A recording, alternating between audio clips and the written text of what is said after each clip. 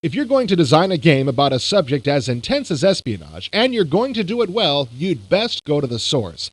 Thankfully, that's what Activision has done with their forthcoming title, Spycraft: The Great Game. They've not only employed the assistance of former CIA Director William Colby, they've recruited his counterpart, Oleg Kalugin, a former Major General in the KGB. The story, which is being scripted by renowned news correspondent and author James Adams, puts you into the role of a rookie CIA agent in the tumultuous world of post-Cold War intelligence. From the beginning, the game was intended to emphasize a realistic view of the contemporary setting and intelligence activities conducted therein. Events that take place in the game are the sort that you could be reading about in Time magazine next week. Overall, the agenda of the game involves a forthcoming Russian presidential election.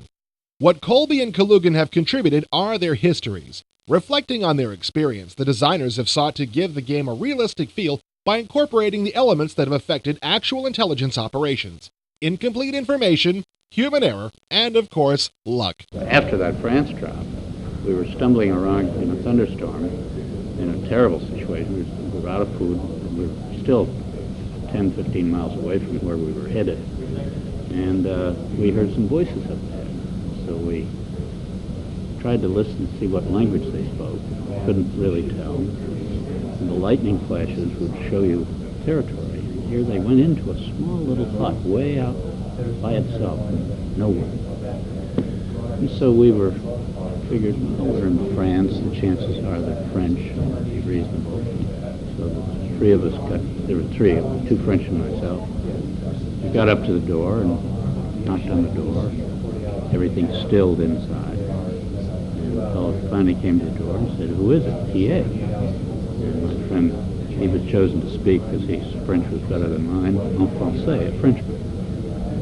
That didn't seem terribly revealing. Nonetheless, after another pause, the door opened a little bit.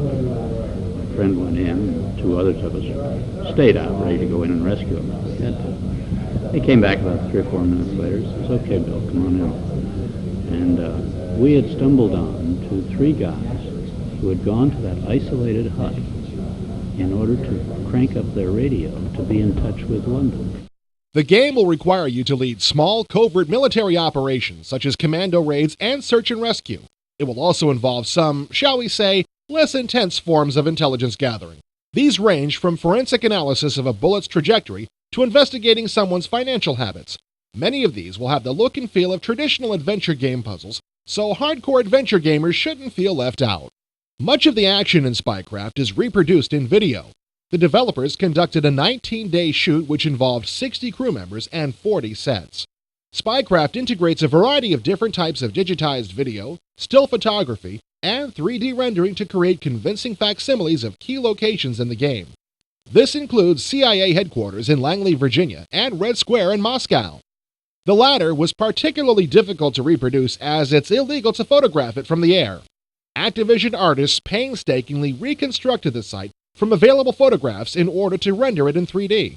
Although we haven't yet been cleared for some of the more intimate details of Spycraft, such as specific information about its plot, it seems evident upon even the most casual appraisal that it will likely be the first spy game which bears any resemblance to true espionage.